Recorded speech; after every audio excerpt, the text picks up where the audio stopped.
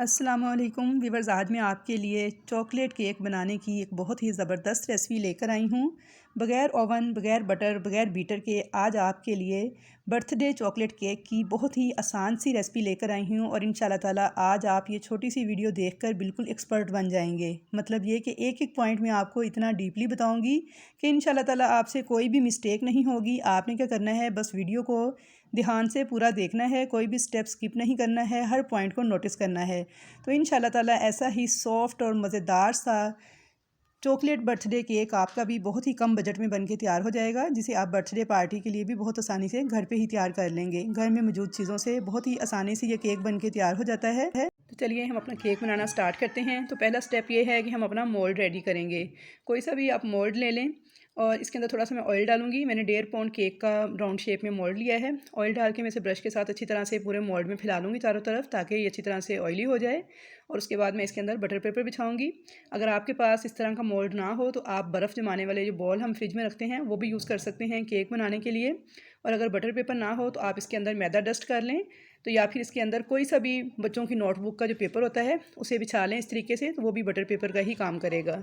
तो यहाँ पे देखिए मैंने बटर पेपर के ऊपर भी ऑयल लगा लिया है ब्रश के साथ अच्छी तरह से। तो मोल्ड हमारा रेडी हो चुका है। तो चलिए अब हम अपना अगला स्टेप शुरू करते हैं। तो यहाँ पे मैंने जूसर का एक जग लिया है जिसमें हम मिल्क शेक वगैरह बनाते हैं। इसके अंदर डालूंगी मैं 1 कप रेगुलर चीनी, बिल्कुल भी पीस कर नहीं लेंगे। और अब इसके अंदर डालूंगी कोको पाउडर 1/4 कप। ये देखिए 1/4 कप मैंने इसके अंदर कोको पाउडर डाला है। अब मैं इसमें डालूंगी 1/4 कप कुकिंग ऑयल, जो कि हम अपने खानों में इस्तेमाल करते हैं। और अगर इसे टेबल स्पून के साथ मापा जाए तो ये 4 से 5 टेबल स्पून के बराबर बनता है। अगर आपके पास कप्स ना हो तो फिर आप इसे 4 से 5 table spoon cooking oil add कर लीजिएगा।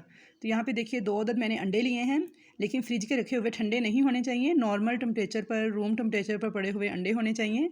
तो 2 अंडे मैंने ऐड कर दिए हैं। केक बनाते हुए बस आपने एक चीज़ का ध्यान रखना है कि बेकिंग में जितनी भी आपने चीज़ें इस्तेमाल करनी है वो सारी रूम टेम्परेचर पर रखी हुई ही इस्तेमाल करनी है, ना गर्म हो ना ठंडी। जैसे कि कुछ लोग मैदा वगैरह भी फ्रिज में रखते हैं, लेकिन आपने अगर केक बनाना हो तो उसे पहले से निकाल कर बाहर रख लीजिएगा। तो यहाँ पे देखिए मैं इसको ब्लेंड कर रही हूँ। तो मैं आपको एक अहम बात बता दूं कि जब आपने ब्लेंडिंग जग में डालकर इसको ब्लेंड करना है तो बिल्कुल हल्के वाली जो स्पीड का बटन है उसको यूज़ करना है, तेज़ स्पीड वाला बटन यूज़ नहीं करना। ब्लेंडर मशीन चाहे किसी भी कंपनी की हो, लेकिन आपने स्पीड जो सी है वो बिल्कुल लो रखनी है। तो बिल्कुल लो स्पीड पर मैंने 1.5 मिनट तक इसको ब्लेंड किया है लगातार चलाते हुए।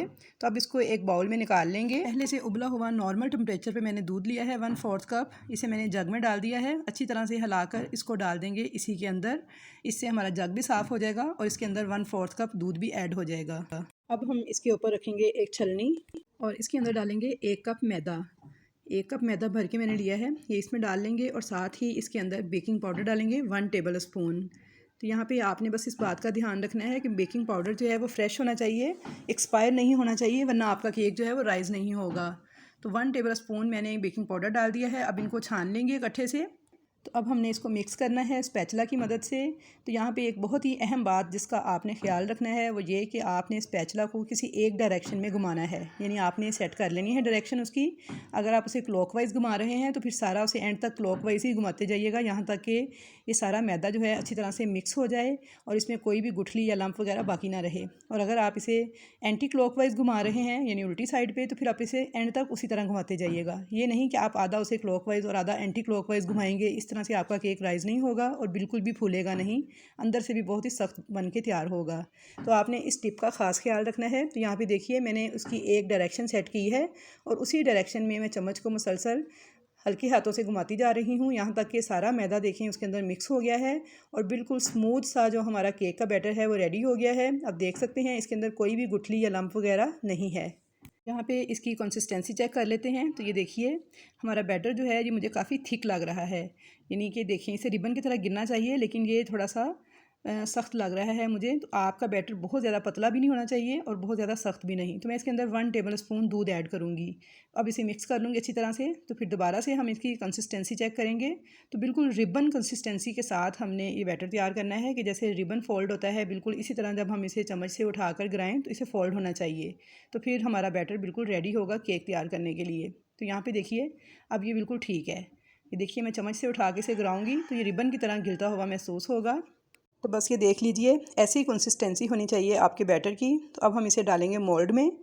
सारे का सारा बैटर जो है इसे हम मोल्ड में डाल देंगे। तो यहाँ पे देखिए मैंने सारा बैटर जो है उसे मोल्ड में डाल दिया है। अब इसे हल्का सा टैप करेंगे इस तरह 2 से 3 मरतबा, ताकि सारे जो एयर बबल्स हैं वो निकल जाएं। तो यहाँ पे मैंने एक कढ़ाई जो है 10 मिनट पहले प्री हीट होने के लिए रखी हुई है। अंदर देखिए मैंने प्लेट को एज ए स्टैंड यूज़ किया है।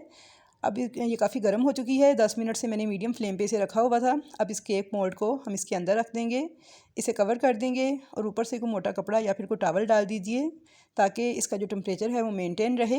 अब इसे हम दम वाली आंच से थोड़ी सी तेज़ फ्लेम रखेंगे और 40 मिनट्स तक बेक करेंगे। तो जब तक हमारा केक बेक हो रहा है हम इसके लिए होममेड चॉकलेट सिरप तैयार कर लेते हैं, जो कि बाज़ार से बहुत ही महंगा मिलता है और घर पे हम इसे बहुत ही आसानी के साथ बहुत ही कम बजट में रेडी कर लेंगे। बहुत ही ज़बरदस्त चॉकलेट सिरप।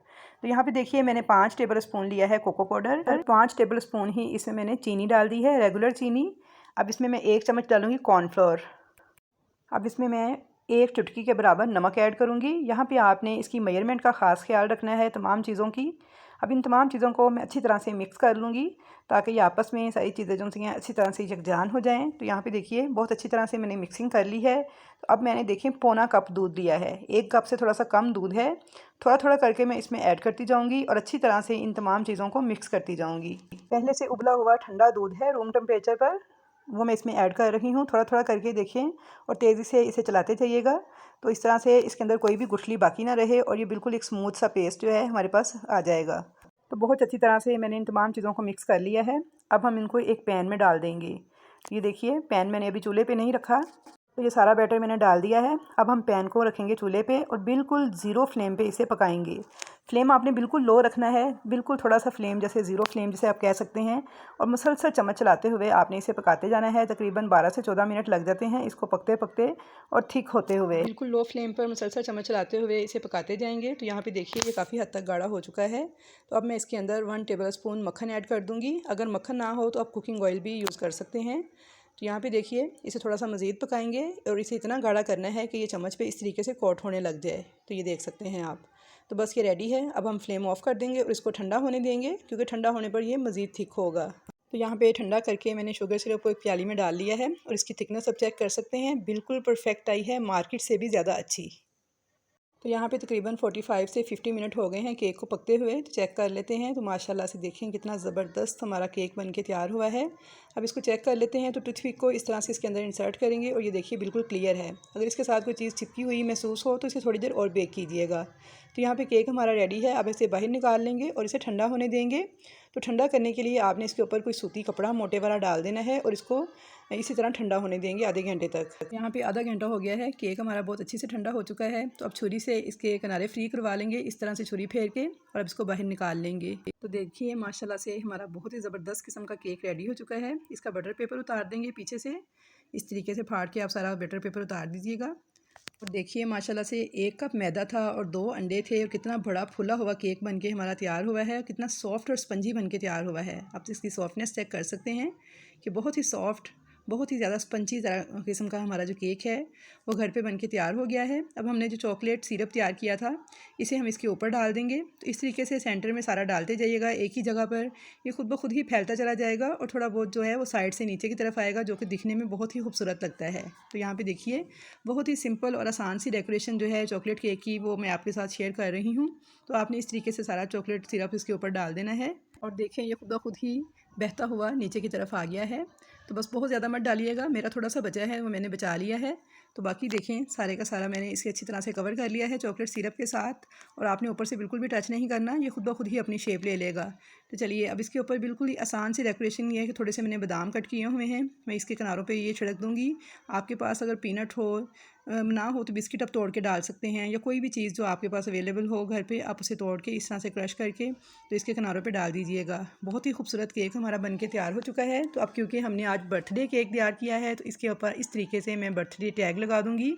तो व्यूअर्स देखिए बहुत ही खूबसूरत, बहुत ही सॉफ्ट और स्पंची सा चॉकलेट बर्थडे केक हमारा आज का बनके तैयार हो चुका है। तो आई होप व्यूअर्स कि आपको आज की रेसिपी ज़रूर पसंद आएगी। रेसिपी पसंद आए तो वीडियो को लाइक ज़रूर कीजिएगा। चैनल पर नए हैं या फर्स्ट टाइम मेरी वीडियो वॉच कर रहे हैं तो चैनल को सब्सक्राइब कर लीजिएगा, ताकि आपको मेरी नए आने वाली तमाम ऐसी ही आसान अच्छी रेसिपीज़ देखने को मिलती रहें फ्री में।